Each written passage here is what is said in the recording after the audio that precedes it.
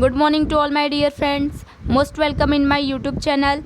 Let's start CBSE Class 9th History Chapter 1 The French Revolution. In previous video we see some topic about this chapter. Now in this video we study about condition of the France during 1789. Now start. A growing middle class envisages and into privilege. यहाँ पे friends बताया गया है कि जब हमारे middle class यानी last stage वालों की जब एकदम गरीबी नहीं देखी गई तो कौन आया सामने, बड़े बड़े लोग आए। जैसे कि हम लोग देखे थे कि थर्ड स्टेट में कई ग्रुप था। पहले तो थर्ड स्टेट में अमीर लोग आते थे, बड़े बड़े मर्चेंट्स आते थे और सभी लोग आते थे। अगर आप अभी पिछली वीडियो नहीं देखे हैं तो आप डिस्क्रिप्शन में जाके देख लीजिए, मैं डिस्क्रिप्शन में लिंक दी हूँ उसकी, क्योंकि उसमें हम बताए गए मैं बताई हूँ कि मिडिल क्लास क्या है। मिडिल क्लास इसमें भी बता दे रही हूँ कि मिडिल क्लास एक ऐसा ग्रुप है जिसमें कि गरीब से अमीर सब लोग इस ग्रुप में आते हैं। तो जब अब गरीब किसानों की गरीबी नहीं देखी गई तो अमीर लोग साथ देने के लिए सामने आए। अब वो लोग कैसे आए, क्या क्या अमीर लोगों को गरीबों के लिए संघर्ष करना पड़ा, वो हम लोगों को देखना है। In the past, peasant and worker had participated in revolt against increasing tax and food scarcity. जैसा कि हम लोग पिछली वीडियो में देख चुके हैं कि peasant and workers, जितने भी किसान और काम करने वाले आदमी थे, वो सब रिवॉल्ट किए थे। किसके अगेंस्ट? जो टैक्स बढ़ रहा था और फूड की जो कमी हो रही थी फ्रांस में, उसके अगेंस्ट हो गए हैं peasant and workers. But they lacked the means and programs to carry out full-scale measures that would bring about a change in the social and economic order. But क्या कमी थी इन लोगों के पास? जो गरीब लोग थे वो लोग सामने तो आए, अगेंस्ट हुए, इंक्रीजिंग टैक्स और फूड स्केर्सिटी के अगेंस्ट हुए। बट फ्रेंड्स, इसमें उन लोगों के पास क्या नहीं था? उन लोगों के पास इतना फुल स्केल मेजर मतलब बड़े बड़े पैमानों पे काम करने के उन लोगों के पास पैसे नहीं थे, वेपन्स नहीं थे। अगर वो लोग लड़ाई करते हैं तो उन लोगों को वेपन्स आर्म्स की ज़रूरत पड़ेगी, पैसों की ज़रूरत पड़ेगी, सोसाइटी की हेल्प की ज़रूरत पड़ेगी। बट इन लोगों के पास कुछ नहीं था। This was left to those group within the third state who had become prosperous and has access to education and new ideas. जैसा कि हम लोग पीछे देखे हैं दोस्तों कि थर्ड स्टेट में कई टाइप के लोग थे। पहले जो थर्ड स्टेट में पहले लोग आते थे वो बिग बिजनेसमैन होते थे, पढ़े लिखे लोग होते थे, और लास्ट में एकदम लैंडलेस लेबर रहते थे, लास्ट में एकदम गरीब लोग रहते थे। अब यहाँ पे बताया जा रहा है कि जब गरीबों के पास, जब पीजेंट एंड वर्कर के पास कुछ नहीं बचा, किसी की हेल्प नहीं बची, तब थर्ड स्टेट के ही वो लोग सामने आए। देखिए यहाँ पे लिखा है थर्ड स्टेट के ही वो अमीर लोग साथ आए जिनके पास एजुकेशन तक की पहुँच थी, नए नए आइडियाज़ थे। मतलब वो लोग पढ़े लिखे लोग थर्ड स्टेट के सामने आते हैं। आगे है कि the 18th century witnessed the emergence of social group termed the middle class who earned their wealth through the expanding overseas trade and from the manufactures of good wooden and silk textile that were either exported or brought by richer member of society. बताया जा रहा है कि ये लोग काम करते थे, सोसाइटी में गरीब लोग काम करते थे अपने पैसे कमाने के लिए, जैसे कि वुलन एंड सिल्क टेक्सटाइल का काम करना, कपड़ा बुनने बनाने का काम करना, उसको एक्सपोर्ट करना, ठीक है। तो लेकिन उसका भी लाभ किसको होता था? अमीर लोगों को होता था। In addition to merchants and manufacturers, the third state including professions such as lawyers, administrative officials. बताया गया कि जब ये लोग पूरी तरह से हार चुके थे, कौन? पीजेंट एंड वर्कर्स, तब इन लोगों के साथ देने के लिए आए बड़े बड़े वकील आए और कुछ ऑफिशियल पर्सन आए। All of these were educated and believed that no groups in society should be privileged by birth. ये लोग इतने पढ़े लिखे थे कि ये लोग समझते थे कि जन्म के आधार पे कोई भेदभाव नहीं करना चाहिए। देखिए दोस्तों, इसका मतलब यहाँ पे ये है कि अगर आप बड़े घर में पैदा हुए हो तो ऐसा नहीं कि आप ज़्यादा वर्क करोगे तो आपको कम सैलरी दी जाएगी। ये किसका कहना था? ये जो लोग लॉयर और एडमिनिस्ट्रेटिव ऑफिशियल लोग थे, ये लोग गरीब लोगों का साथ देने के लिए ऐसा बोले कि प्रिविलेज बाय बर्थ हटा देना चाहिए, जन्म के आधार पे भेदभाव नहीं करना चाहिए। Rather a person's social position must be depend on his merit. ये लोग बताएं कि अगर आप लोगों को भेदभाव या फिर सोसाइटी में पोजीशन देनी है तो आप उनके मेरिट के हिसाब से दीजिए। जैसे कहने का मतलब कि किस घर में पैदा हुए हैं, अमीर या गरीब, इससे मतलब मत रखिए। आप इससे मतलब रखिए कि इनका वर्क क्या है, इनकी बिहेव कैसा है, इस सोसाइटी में रहने लायक है या कैसा है, उसके आधार पे हमें भेदभाव करना चाहिए। This idea envisaging a society based on the freedom and equal laws and opportunity for all we put forward by philosophers such as John Locke and Jean-Jacques Rousseau in his two territories of government law sought to future। देखिए यहाँ पे दिया गया है ना कि ये जो आइडियाज़ थी लॉयर और एडमिनिस्ट्रेटिव ऑफिशियल्स पर्सन की, ये पूरे मतलब सोसाइटी में फैल गई कि अमीर गरीब लोगों का साथ देने के लिए ये लोग सामने आए हैं और ये लोग चाहते हैं कि सबको एक समान की अपॉर्चुनिटी यानी अवसर दिया जाए। ये सब जो बातें थी वो फिलोसफर्स भी अपने अपने बुक बनाने लगे कि अमीरों के गरीबों के साथ ऐसा व्यवहार होना चाहिए। जैसे कि जॉन लॉक है, जॉन लॉक एक फ़िलासफ़र हैं जो कि, और जीन जैक्यू रूसो, ये लोग फ़िलासफ़र हैं, अपनी अपनी ये लोग बुक बना के लिखने लगे। जो टू ट्रीटीज ऑफ गवर्नमेंट है, ये जॉन लॉक बुक लिखे थे, sought to refute the doctrine of divine and absolute right. से बताया गया कि जो ये थे जॉन लॉक थे, वो भी एक अपनी बुक राइट की है, उसमें लिखे कि गरीबों के साथ कैसे व्यवहार करना चाहिए कैसे नहीं, ठीक है।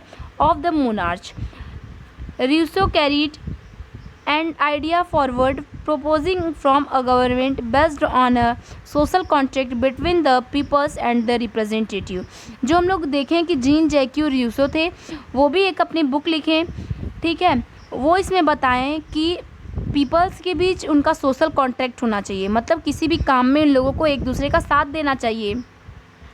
In spirit of the law, Montesquieu proposed a division of power within the government between the legislative, executive and the judiciary। बताया गया कि जो मॉन्टेस्क्यू एक ये भी फिलोसफर थे, ये अपनी बुक लिखे, उनकी बुक का नाम क्या था, स्पिरिट ऑफ द लॉ। उसमें ये लिखे थे कि जो यहाँ की जो गवर्नमेंट है, यानी उस टाइम की गवर्नमेंट लुइस 16 की थी, और मॉन्टेस्क्यू का कहना था कि गवर्नमेंट को 3 पार्ट में डिवाइड कर दी जाए, legislative, executive and judiciary. 3 part में अगर डिवाइड कर दिया जाएगा तो एक गवर्नमेंट के हाथ में सब कुछ नहीं रहेगा, तब सब लोग अपने अपने बुद्धि से काम लेंगे तो अलग अलग काम अच्छा होगा। मान लीजिए अगर लेजिस्लेटिव ख़राब करती है तो एग्जीक्यूटिव और जुडिशरी का वर्क अच्छा रहेगा। आगे है कि this model of government was put force in the USA after the American colonies declared their independence from Britain.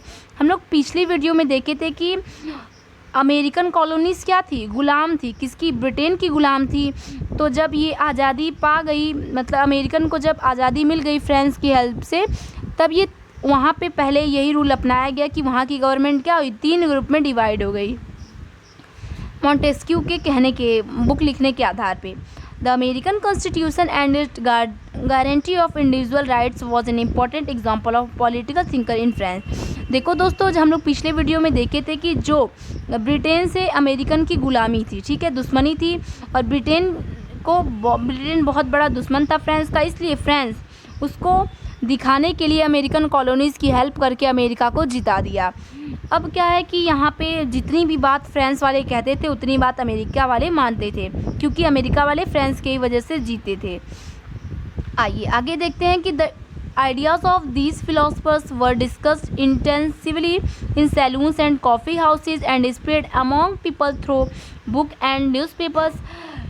These were यहाँ तक पहले देख लेते हैं कि फिलोसफर जितनी भी बुक लिखे थे कि गवर्नमेंट को हमें 3 पार्ट में डिवाइड कर देना चाहिए, पर्सन के बीच सोशल कॉन्ट्रैक्ट होना चाहिए, तो ये सब चीज़ इतनी तेज़ चर्चा होने लगी सैलून्स में, कॉफ़ी हाउस में, मतलब लोग जहाँ बैठते थे, बाल कटाने जाते थे या फिर किसी भी दुकान पे भीड़ लग जाती थी, तो लोग क्या करते थे, आइडियाज़ के बारे में चर्चा करने लगते थे।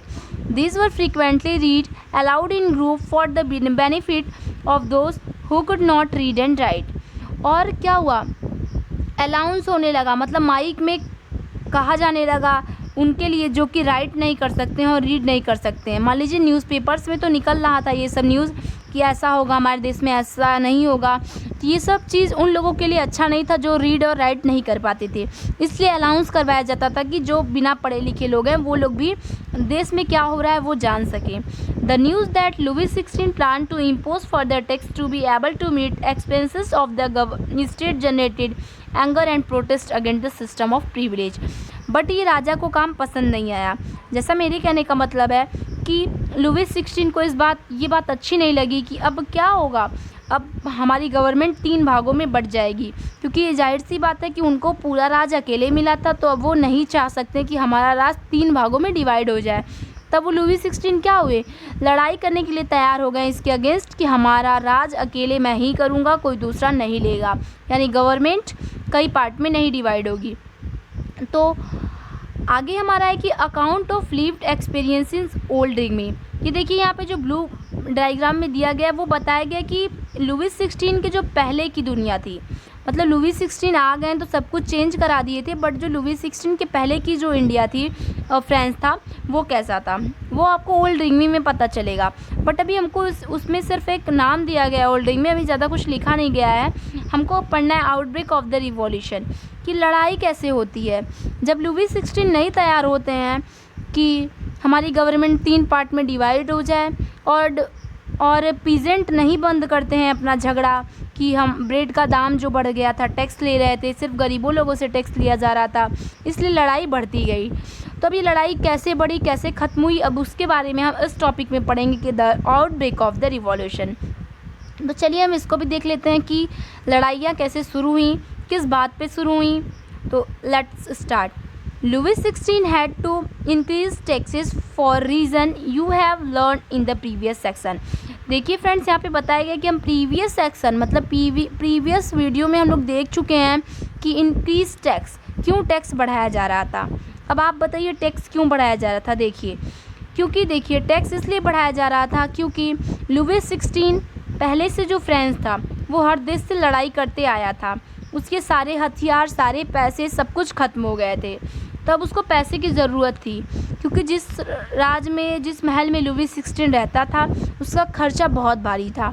तो उसका खर्चा उठाने के लिए, यूनिवर्सिटीज़ बनवाने के लिए, आर्मीज़ रन कराने के लिए, मतलब उसको अपना कंट्री रन कराने के लिए बहुत इम्पोर्टेंट था पैसों का, इसलिए वो इन टैक्स को बढ़ा दिया ताकि पैसा आएगा तो मैं अपना काम कर लूँगा। ऐसा कौन किया? लुईस 16 यानी कि फ्रांस के राजा किए। आगे कि how do you think he could have gone about doing this. In France of the old regime the monarchs did not have the power to impose tax according to this will alone.